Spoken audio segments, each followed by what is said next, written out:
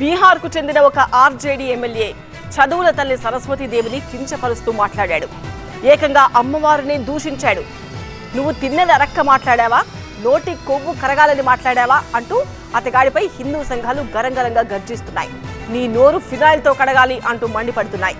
చదువుల తల్లిని అవమానించిన నువ్వు చదువుకొని ఎమ్మెల్యేవి ఎలా అయ్యావు అని హిందూ సంఘాలు అగ్గి మీద గుగ్గిలమవుతున్నాయి.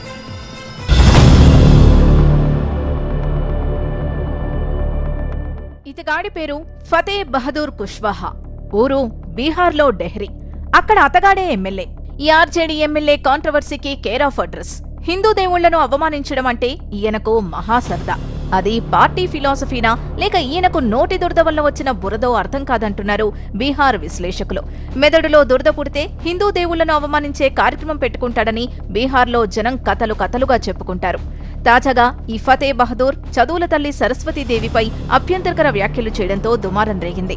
ఓ ప్రెస్ మీట్ లో ఆయన మాట్లాడుతూ సనాతన గ్రంథాల ప్రకారం సరస్వతీదేవిని బ్రహ్మదేవుడి కూతురు అంటారు. అలాంటిది మళ్లీ బ్రహ్మనే ఆమెను వివాహం చేసుకున్నాడు. అలాంటి క్యారెక్టర్ లేని వాళ్లను పూజించే కంటే దేశవ్యాప్తంగా పాఠ్యపుస్తకాల్లో సరస్వతీదేవి ప్లేస్ లో సావిత్రిబాయి పూలే చిత్రపటాల్ని ఉంచవచ్చు కదా అంటూ చేసిన వ్యాఖ్యలపై హిందూ సంఘాలు మండిపడుతున్నాయి.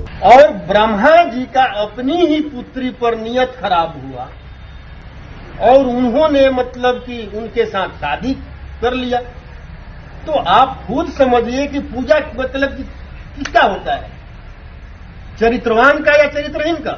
ఫతే బహదూర్ తాజా కమెంట్లతో కాకరేగింది. బహదూర్ అలా బలాదూరుగా ఏది పడితే అది మాట్లాడటమేంటి?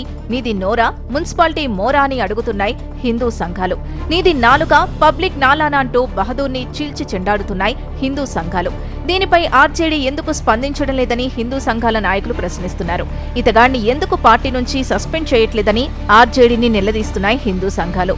నోటి కొవ్వెక్కువైన వాళ్లే ఇలా దేవులను అవమానిస్తారంటున్నాయి హిందూ సంఘాలు. గతంలో రాముడిపై, దుర్గామాతపై కూడా ఫతే బహదూర్ అభ్యంతరకర వ్యాఖ్యలు చేశారు. అయినా ఆయన మీద ఆర్జేడీ ఎలాంటి చర్యలు తీసుకోలేదు. ఇప్పుడు తాజాగా చదువుల తల్లిపై ఫతే బహదూర్ అనుచిత వ్యాఖ్యలు చేయడంతో మరింత వివాదం చెలరేగింది.